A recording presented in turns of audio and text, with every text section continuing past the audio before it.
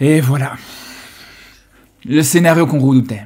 Le scénario que je voulais surtout pas voir. S'il y a bien un match, les gars, un seul match dans le monde du football que je veux éviter, que je veux jamais voir, que je veux tout faire pour ne jamais le voir, c'est bien cette confrontation PSG-Real Madrid, les gars. C'est vraiment le match où je suis désolé, les frères. C'est impossible de faire un choix. C'est comme choisir entre la peste et le choléra. C'est comme choisir entre la prison et l'hôpital psychiatrique. C'est comme choisir entre la chaise électrique et la guillotine. Pour moi, c'est la même chose, les gars. C'est la même chose. Et je comprends même pas comment t'as certains supporters du Barça qui arrivent à te dire ouvertement, sans problème, ah ouais, mais c'est pas grave, moi supporter le PSG. Ah, on sera derrière le PSG, je sais pas comment vous faites, les gars. Je sais pas comment vous faites. Après tout ce qu'a fait le PSG au Barça. Après tout ce qu'a fait Dembélé au Barça, les gars. Après le comportement de Dembélé vis-à-vis du Barça sur la dernière confrontation. Avec cette course au ballon d'or aussi entre Yamal et Dembélé. Bah, les gars, je sais pas comment vous faites. Vraiment, je sais vraiment pas comment vous faites, les frères. Après, c'est vrai que mon problème aussi, c'est que je suis très rancunier. Ça, c'est clair et net. Ça, on peut pas me l'enlever, c'est que je suis très rancunier. Quand il se passe certaines choses comme ça dans le monde du football, j'ai du mal à les digérer, les frères. Dans 5 ans, dans 10 ans, je vous parlerai encore de Dembélé qui a célébré contre le Barça, avec sa célébration, le sourire qu'il fait devant la caméra, et je l'oublierai pas, les gars. À part si, voilà, je sais pas si peut-être il y a un contexte qui fait que ça le rend pardonnable, mais bref. Tout ça pour dire, les gars, je suis incapable de faire un choix. J'ai beau tourner la question dans tous les sens. J'ai beau y réfléchir depuis 2 jours, me dire, ah, peut-être que je peux faire tel choix. Ah ouais, peut-être que je vais plus pencher en faveur du Real Madrid, plus en faveur du PSG, les gars. Je vous le dis, les frères. Je vais sur ce match en live. Hein. Je peux vous dire, vous allez voir un fou. Vous allez voir un fou devant vous. Je vais être totalement schizophrène. Sur une situation pour le PSG, en même temps, je peux être content ou entre guillemets, contre le Real Madrid. Mais d'un autre côté, je serais pas content par rapport au PSG. Les gars, je vous dis, aujourd'hui, là, je pense à ce match, je suis en train de me projeter par rapport à ce match. Ça va être du jamais vu. Parce que sur les dernières conversations entre le PSG et le Real Madrid, j'avais pas une telle rancœur envers les Parisiens, les frères. Franchement, les gars. Franchement, les dernières conversations, en 2022, par exemple, tout ça, les gars, jamais de la vie, j'avais une telle rancœur envers le PSG. Bon, je portais pas forcément le PSG dans mon cœur, ça, c'est clair. Mais on est très très loin là, de ce qu'on voit actuellement. Surtout qu'en plus de ça, comme je vous dis, là, encore une fois, là, il y a un argument aussi sportif qui est important. On pourrait faire abstraction de tout ça, les gars.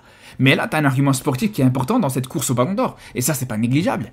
C'est là où je comprends pas comment certains supporters du Barça ont une telle facilité à choisir un camp, à choisir le PSG. Après, peut-être c'est des supporters du Barça qui sont parisiens, qui habitent à Paris, je sais pas, peut-être qu'il y a cet attachement, mais bref. Et d'ailleurs, je précise une chose, les gars. Vous savez pourquoi ça fait encore plus mal et pourquoi c'est encore plus difficile de faire un choix entre le PSG et le Real Madrid? C'est parce que je peux vous le dire, et ça, on est tous d'accord là-dessus, les frères. Enfin, tous d'accord, je sais pas, mais en tout cas, on est beaucoup à penser ça. Mais l'équipe qui arrivera à aller en finale entre le PSG et le Real, c'est l'équipe qui gagnera cette Coupe du Monde des clubs. Je vois mal Chelsea, avec tout le respect qu'on a pour Chelsea, qui fait vraiment une Coupe du Monde des clubs encourageante, etc., une Coupe du Monde des clubs respectable, et je vais pas vous mentir, les gars, je vais pas vous mentir, mais là, je vous le dis, hein, les supporters de Chelsea, là, pour le coup, ils ont gagné un supporter en plus, ça c'est clair, les gars. Dans tous les cas, en finale, je serai pour Chelsea, ou pour Fluminense, mais, voilà, petite parenthèse, voilà. Sans trop de suspense, pour moi, Chelsea est plus armé pour se qualifier en finale plutôt que Fluminense. Même si, attention, Fluminense a montré des très belles choses aussi sur cette compétition. Mais il y a des grosses limites. On l'a pu voir, hein, face à Hilal, ils ont eu chaud jusqu'au bout. Ils ont fait un très bon match globalement, mais ils ont eu chaud jusqu'au bout. Cette tendance à se mettre en difficulté comme ça sur les coups de pied arrêtés. Une des forces, paradoxalement, des Blues. Donc bref... On va pas s'étaler sur ce Chelsea Fluminense dans cette vidéo, les gars, c'est pas forcément le but.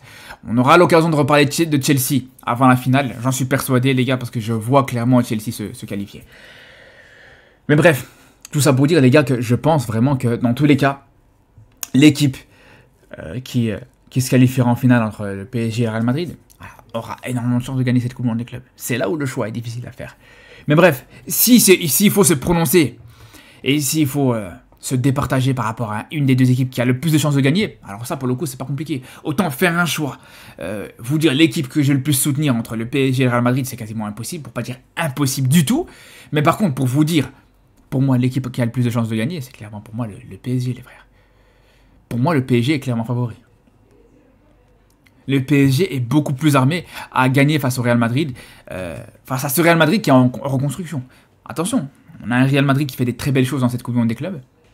Un Real Madrid qui a montré un très beau visage avec des choses qui sont ultra encourageantes. La Coupe du Monde de club de Gonzalo Garcia, elle est exceptionnelle. Valverde stratosphérique. Arda Güler ultra bon aussi. Il y a Thibaut Courtois aussi qui te fait, encore une fois, comme d'habitude, comme à son habitude, ça, c'est clair. Mais peut-être le meilleur gardien de cette compétition avec Bruno. Pour moi, il reste un cran au-dessus de Donnarumma, par exemple. L'arrêt qui sort à la dernière seconde, à la dernière minute face à Dortmund, c'est stratosphérique. Mais après, voilà, malgré le fait que tu as certains joueurs qui sont intéressants, qui font une très belle compétition, etc., globalement, il y a beaucoup trop de limites. Il y a beaucoup trop de limites dans cette équipe du Real Madrid, les gars. On voit un Vinicius qui a du mal vraiment à rentrer définitivement dans cette compétition, qui déçoit de match en match. Mbappé qui a fait une entrée encourageante contre Dortmund avec son très beau but, mais qui manque de rythme aussi. Il y a en plus de ça la suspension de Huysen qui peut faire très mal, qui peut aussi beaucoup coûter pour cette équipe du Real Madrid, même si vous allez dire que du PSG, il y a la suspension de Pacho qui équilibre, qui contrebalance, mais là où c'est différent, les gars. C'est que côté PSG, les frères, on a, comme je vous dis, une équipe qui est dans une certaine stabilité. Une équipe qui est au summum de son histoire, les gars. Qui est au prime de son histoire, clairement, les frères. Là où tu as un Real Madrid, comme je vous dis, qui se recherche encore, qui est en reconstruction, tu as un PSG qui, là, vraiment, ils sont sur leur vitesse de croisière, les gars. Et tu as vraiment l'impression que tu n'as rien qui peut les arrêter, clairement. C'est une équipe qui est capable, en plus de ça, de subir. Et on l'a vu que ce sont Ligue des Champions sur plusieurs matchs où voilà, ils étaient dans cette tendance à subir, à faire le dos rond, à faire face à une confrontation qui peut être compliquée par moments. Des temps faibles qu'ils arrivent très bien à gérer, et on l'a vu aussi contre le Bayern par exemple. Si on voit sur la première mi-temps du PSG contre le Bayern, on a tous vu à quel point les Parisiens se sont fait balader. Et malgré ça, non seulement ils ont su réagir, non seulement ils ont su aller marquer, ouvrir le score, mais ce qui est le plus fou, et c'est là où on voit vraiment la force de caractère de ce PSG 2024-2025, c'est que même à 9 contre 11, dans le temps additionnel, ils ont su aller mettre le deuxième but. Beaucoup d'équipes se seraient peut-être écroulées face à cette équipe du Bayern qui avait 2 joueurs en plus sur le terrain. Mais tellement que cette équipe parisienne a énormément de qualité, a énormément de joueurs qui peuvent te faire des différences à tous les postes, comme ce qu'a fait Hakimi sur le deuxième but, le travail d'Hakimi sur le deuxième but pour t'éliminer 3 joueurs du Bayern et de trouver Dembélé juste derrière. C'est là où je vous dis que pour moi, globalement, avec cette force de caractère, cette capacité à gérer les temps forts et les temps faibles, et même si on compare les deux effectifs, les frères, pour moi, même là, le PSG est au-dessus. Ok, au niveau du gardien, peut-être le Real Madrid est au-dessus avec Courtois qui est peut-être meilleur que Donnarumma, mais pas non plus de beaucoup, parce que Donnarumma, ce qu'il fait cette saison, ou en tout cas sur cette deuxième moitié de saison, c'est exceptionnel.